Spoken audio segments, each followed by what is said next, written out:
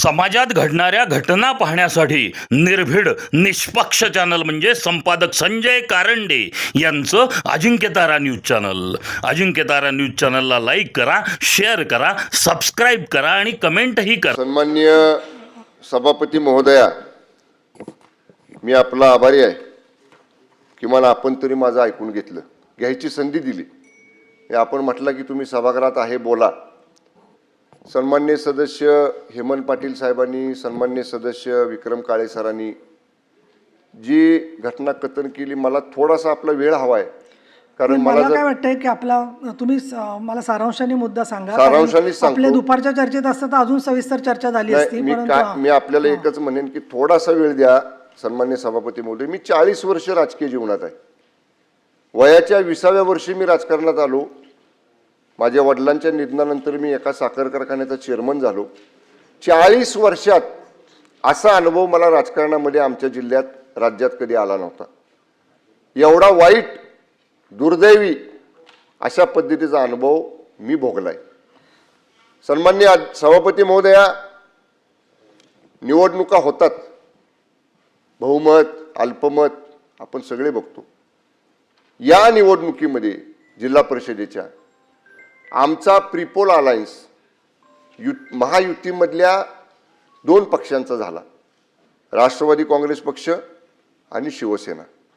आणि प्रीपोल अलायन्समध्ये आम्ही 65 जागेंच्या सभागृहामध्ये 37 जागा जिंकल्या. आणि right from the day of election, म्हणजे निकाल डिक्लेअर झालेल्या दिवशी आम्ही सांगितलं आम्ही एक आहोत, जो निर्णय घ्यायचा आहे तो आमचा प्रीपोल अलायन्स घेईल. मी तेवढा इन्सिडेंट सांगतो आता काय झाला ते, ज्याचा उल्लेख सन्माननीय सदस्य विक्रम काळे सरांनी केला. आम्ही 33 सदस्य मतदानाला चाललो. आमची बैठक एकत्र झाली, ठरलं उमेदवार अध्यक्षपदाचा कोण, उपाध्यक्षपदाचा कोण, आणि आम्ही त्या ठिकाणी निघालो.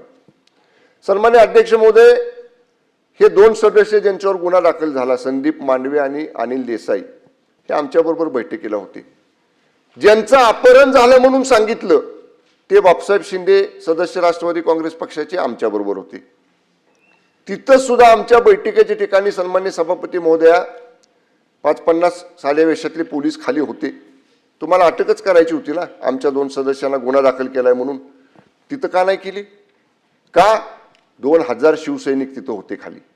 तिथं नाही धाडस झालं पोलिसांचं आमच्या सदस्यांना हात लावायचं. मी, मान्य मकरंद पाटील, मान्य शशिकांत शिंदे आणि मान्य नितीन काका, आम्ही ह्या सदस्यांना घेऊन या आपलाच चाललाय सगळा किस्सा.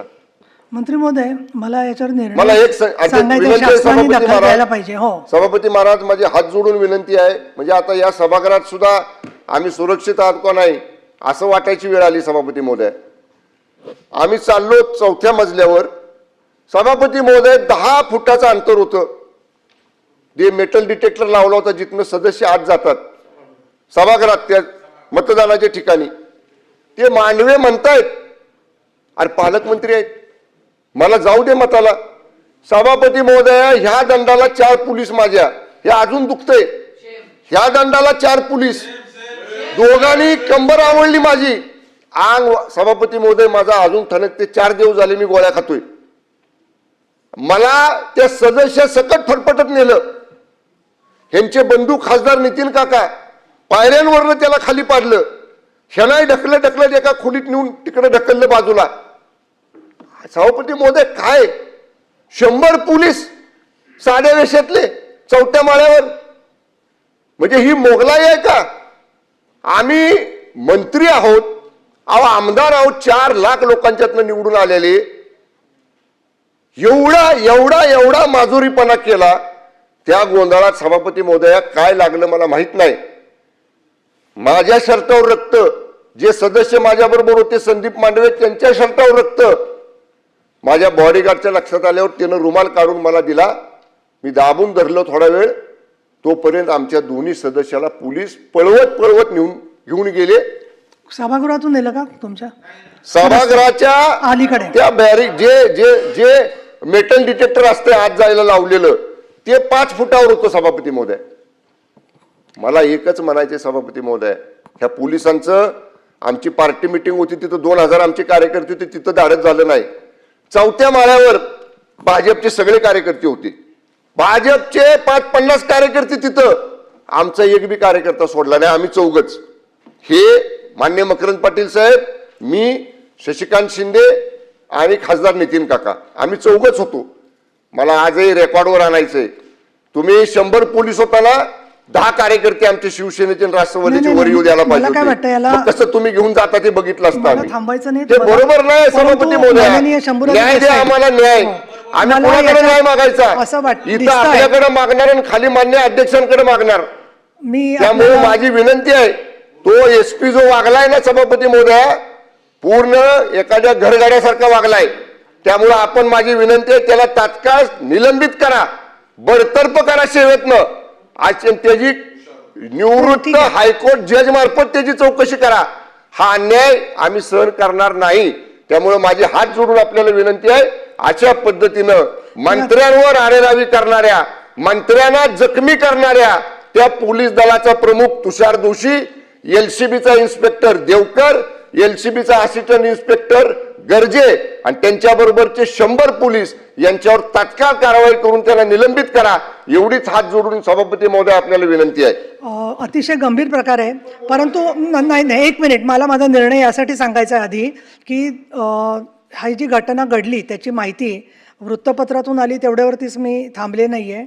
तर आपलंही म्हणणं मी ऐकून घेतलेलं आहे. हेमंत पाटलांनी सांगितलं, तुम्ही स्वतः प्रत्यक्षदर्शीच नव्हे तर तुम्ही स्वतः साक्षीदार आहात. आणि माननीय उदय सामंत मंत्री महोदय दुसरे हजर आहेत, गणेश नाईक इथे उपस्थित आहेत. तर तुम्हाला याच्यावरती काही शासनाच्या वतीने निवेदन करायचं आहे का असं मी विचारते. पण निवेदन करायचं नसेल तर या ठिकाणी असणारी पदावरची व्यक्ती, म्हणजे मी उपसभापती आहे, तर मी आज आत्ताच्या आत्ता साताऱ्याचे पोलीस अधीक्षक आणि संबंधित ज्यांनी मतदारांना, देवकर आणि तुम्ही जे म्हणतात, हे पहा, या सभागृहामध्ये आमदार सांगतात ते खरं मानलं जातं, तर मंत्री सांगतायत म्हटल्यावर ते खरंच मानलं पाहिजे. हा आत्तापर्यंतचा प्रघात आहे. एक. दुसरं, एवढी घटना घडल्यावर सरकारकडून कालच चौकशीचे आदेश जायला हवे होते, ते काही कारणाने गेलेले नाही आहेत. आज पहिला दिवस आहे सुट्टीनंतरचा. तर ताबडतोब साताऱ्याचे पोलीस अधीक्षक आणि संबंधित ज्यांनी लोकांना ढकलाढकली केली, जखमी केलेलं आहे आणि महत्त्वाचं म्हणजे मतदानाच्या प्रक्रियेपासून वंचित ठेवलेलं आहे, त्यांचं सरकारने निलंबन करावं असे मी निर्देश देत आहे. आता याच्यानंतर बोला पुढे. आता अध्यक्ष सभापती महोदया, मी काय बोलणार आहे याच्या अगोदर आपणच सांगताय की मी काय बोलणार आहे. सगळ्या सदस्यांना सांगितलं. माझी सभागृहाला माझी विनंती आहे की या सभागृहामध्ये आता जी चर्चा चालू आहे, या चर्चेच्या अनुषंगानं सातारा जिल्हा परिषदेच्या निवडणुकीच्या संदर्भात ज्या काही घटना घडल्या त्याच्यावर सभागृहामध्ये चर्चा चालू झाली आणि आपण काय निर्देश दिले. सभापती महोदय, आपण सभागृहाचे सर्वोच्च स्थानी बसलेलो आहात. आपण जो निर्देश दिला तो आपला अधिकार आहे. पण तो निर्देश देण्या अगोदर आपण वस्तुस्थितीची माहिती घेणं हे तितकंच गरजेचं आहे. ज्या जिल्हा परिषदेच्या निवडणुका सातारा जिल्ह्यामध्ये झाल्या आणि जी वस्तुस्थिती इथं सांगायचा प्रयत्न या ठिकाणी सभापती महोदया झाला, ती वस्तुस्थिती पहिली आपण समजून घेण्याची आवश्यकता आहे. सातारा जिल्हा परिषदेची निवडणूक चालू असताना ज्या काही घडामोडी घडल्या त्या जिल्हा स्तरावर झालेल्या घडामोडी आपण सगळ्यांनी पाहिलेल्या आहेत. ज्या सदस्याचं अपहरण झालं, अशा पद्धतीचा गुन्हा दाखल झाला, तो सदस्य राष्ट्रवादीचा आहे.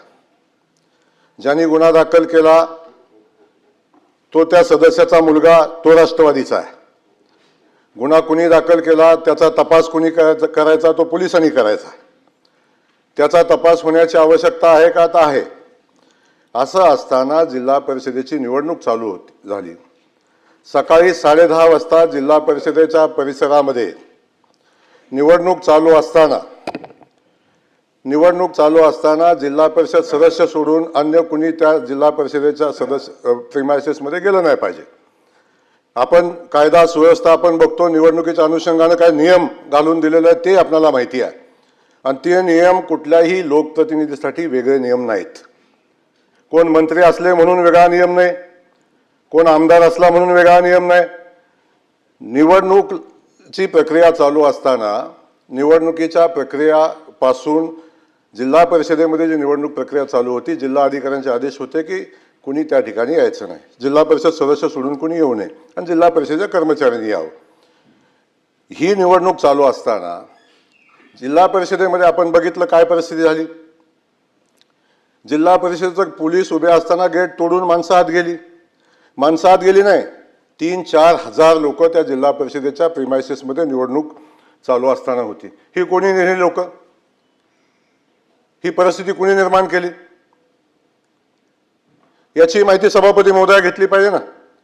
पोलिसांची जबाबदारी कायदा सुव्यवस्था राखायची आहे. पोलिसांच्यावर कारवाई केली, चुकीचं असेल तर कारवाई झाली पाहिजे, परंतु कायदा सुव्यवस्था राखायची जबाबदारी आहे कुणाची? गोरे सरकारचे सभापती महोदय ऐकून तर घ्या, ऐकून घ्या ना. मी सांगतो ती परिस्थिती समजून घ्या. माझं म्हणणं मला मांडू द्या. बाकी तुम्ही जे निर्देश दिलेले आहेत तुम्ही सभागृहामध्ये ऐकून घेताय. माझाही मुद्दा आमचंही म्हणणं ऐकून घेतलं पाहिजे ना. मी एक मिनिट, मी एवढं स्पष्टीकरण आपल्याला सांगते एवढ्यासाठी की कसं झालं, मग त्याच्यात आधी कोण गेलं नंतर कोण गेलं, याच्यापेक्षा ज्या प्रकाराने आपले मतदारांना सभागृहामध्ये पोलिसांनी उचलून नेलं, अटक केली, त्याबद्दलची त्यांनी जी वस्तुस्थिती सांगितली ती तशी नाही आहे असं तुमचं म्हणणं असेल तर चौकशीत पुढे होईल. हो, मी तुमचंही खरं मानते ना, मी नाही म्हणत नाही आहे, पण त्याचा संपूर्ण आधीचा समग्र हे याच्याशी काही संबंध नाही. नाही त्यांनी माणसं आणली का नाही, हां आपण म्हणणं म्हणजे त्या मुद्द्यापुरतं घ्या की पोलीस सभागृहात गेले होते का नव्हते? नाही गोरे साहेब, मग त्या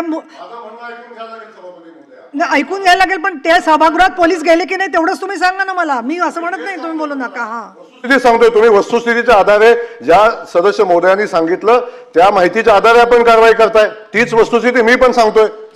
माझं सभापती महोदया माझं म्हणणं हे आहे की जिल्हा परिषदेच्या निवडणुकीच्या जेव्हा चालू होती तेव्हा जिल्हा अधिकाऱ्यांचे आदेश असताना जिल्हा परिषदेच्या प्रिमायसेसमध्ये कंपाऊंड गेट उघडायला पोलिसांना दमदाटी करून गेट उघडून आत कोण गेलं याची चौकशी झाली पाहिजे. तिथं कायदा सुव्यवस्थेचा प्रश्न निर्माण का झाला याची चौकशी झाली पाहिजे. आणि ही सगळी परिस्थिती निर्माण का झाली याची चौकशी झाली पाहिजे. गुन्हा दाखल केला कुणी केला याची चौकशी झाली पाहिजे. आणि जर पोलिसांना तपास करायचा होता, जर पोलिसांनी तपास केला असता मतदानही झालं असतं.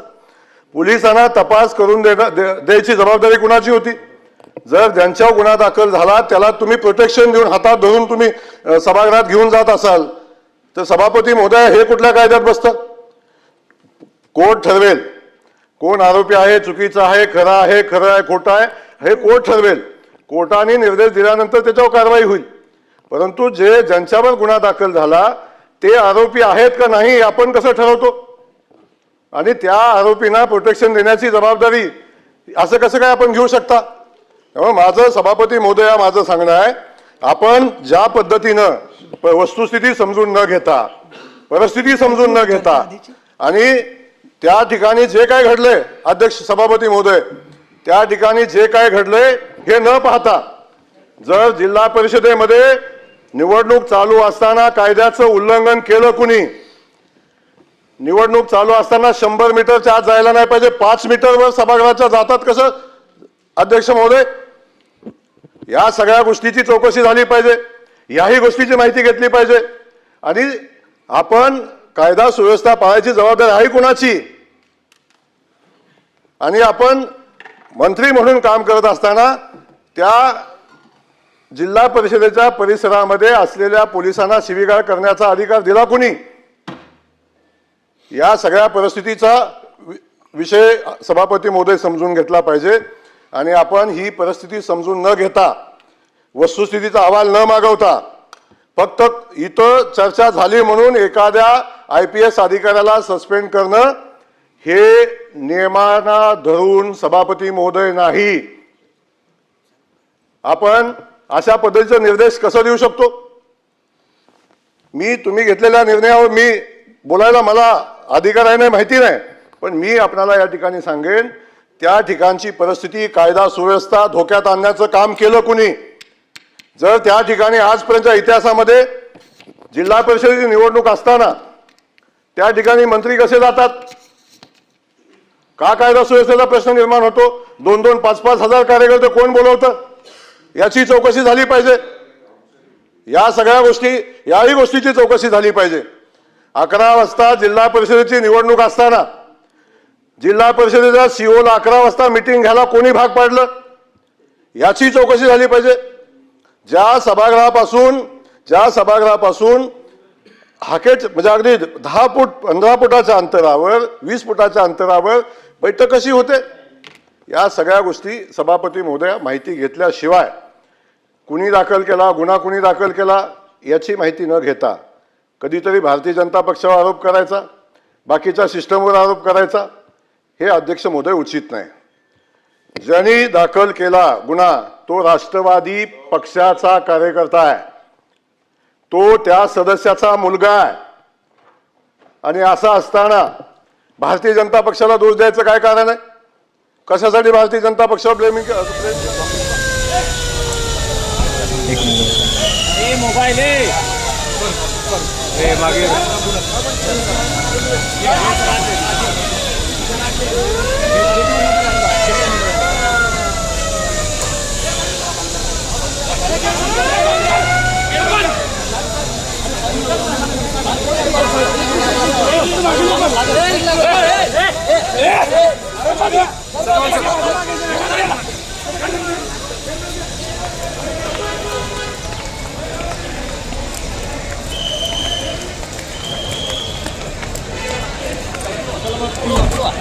चालू कर.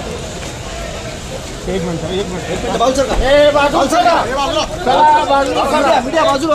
बाजूला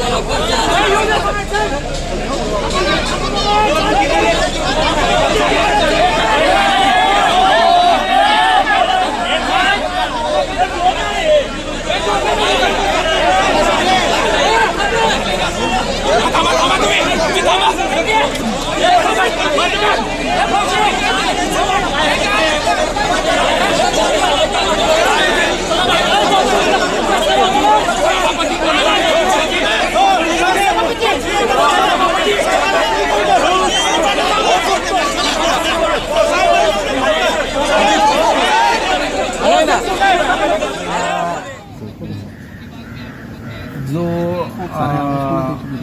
सातारा पोलीस स्टेशनमध्ये गुन्हा दाखल झाला होता आणि ज्याचा तपास LCBकडे जिल्हा पोलीस अधीक्षकांच्या आदेशाने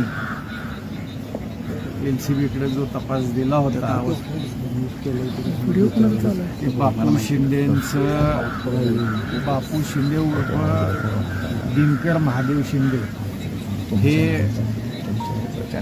आमच्या यशवंतनगर जिल्हा परिषद गटामधून राष्ट्रवादी काँग्रेसच्या माध्यमातून विजयी झाले होते आणि त्यांचा अपहार आणि त्यांचा खुनाचा प्रयत्न झाला अशा स्वरूपाचा तक्रार पोलीस स्टेशनमध्ये त्यांच्या मुलाच्या नावाने जबरदस्तीने त्याच्यावर जबरदस्ती करून त्यांच्या मुलाच्या नावाने ती कंप्लेंट पोलीस स्टेशनमध्ये तक्रार दिली होती आणि त्या तक्रारीचं आम्ही त्या दिवशीच वाई पोलीस स्टेशन असेल, महाबळेश्वर पोलीस स्टेशन असेल, इथं स्वतः बापू शिंदे यांनी जाऊन स्वतः तिथं लेखी स्वरूपात जबाब दिला होता. पण त्याची कोणतीही दखल न घेता जिल्हा परिषदेच्या मतदानामध्ये भाग घेता येऊ नये अशासाठी पुन्हा एकदा सकाळी 6:30 वाजता गुन्हा दाखल केला. हा 2 वेळा गुन्हा दाखल केला. एकदा रात्री दाखल केला होता गुन्हा, त्याच्यावर आम्ही स्टेटमेंट दिलं आणि पुन्हा सकाळी 6:30ला गुन्हा दाखल केला. आणि त्यामध्ये अनिल देसाई आणि संदीप मांडवे हे राष्ट्रवादीचे जिल्हा परिषदेचे सदस्य आहेत. त्यांनी ह्यांचा अपहार केला आणि त्यांना जीवे मारण्याची धमकी दिली किंवा त्यांचा अपहार केला अशा स्वरूपाचा खोटा गुन्हा जबरदस्तीने दाखल केला. त्या संदर्भामध्ये आज बापू शिंदेंना LCBच्या समोर आज ते स्वतःहून हजर झालेत. काल परवा 2 दिवस सुट्ट्या होत्या, त्यामुळं आज सोमवारचे काल आम्ही LCBच्या अधिकाऱ्यांशी संध्याकाळी बोललो होतो. काल संध्याकाळी आम्ही महाबळेश्वर पोलीस स्टेशनला गेलो होतो जबाब द्यायला, पण तिथं आम्हाला सांगितलं की तुम्ही उद्या LCBला जाऊन जबाब द्या. त्यामुळं काल संध्याकाळी LCBच्या अधिकाऱ्यांशी बोललो. त्यांनी सकाळी 10:30-11 वाजेपर्यंत या असं सांगितलं. त्याहून आज बापू शिंदेंचा जबाब इथं द्यायला आलो. त्यांनी त्यांचं जे काय म्हणणं आहे ते आज दिलंय आणि हा गुन्हा कसा खोटा होता हे त्यांनी त्यांच्या जबाबामध्ये स्पष्टपणे आज दिलेलं आहे. तुमच्यामध्ये तक्रारदार खासदार साहेब कुठे? तक्रारदार हा त्यांचा मुलगा ज्यावेळी तक्रार दिली त्याच्यापासनं त्याला जवळपास 24 तास, जवळपास 24-25 तास त्याला अज्ञातस्थळी ठेवण्यात आलं होतं. आता त्याला घरी सोडलेलं आहे आणि तो तक्रारदार आज वाईमध्ये आहेत. ते इथं का नाही आलेले? ते कोर्टात जाणार आहेत का? त्यांची भूमिका काय आहे? वडिलांचा आणि त्या तक्रारदाराचं आज प्रथम आपण ज्यांचं स्वतःचं अपहरण झाले असा ज्यांच्यावर हे होता ते स्वतः येणं हे महत्वाचं. तक्रारदाराची तक्रार काय आहे काय नाही हा विषय आज ज्या त्यावेळी कोर्टामध्ये ज्यावेळी हे जाईल त्यावेळी ती बाजू स्पष्ट होईल. पण आज प्रथमतः ज्यांचं अपहरण झालंय आणि ज्यांना जीवे मारण्याचा प्रयत्न झालाय अशा स्वरूपाचा आरोप केला त्यांचा जबाब आजचा माझ्या दृष्टीने महत्वाचा होता. काका, पोलीस पोलिसांची भूमिका तुम्हाला काय वाटते?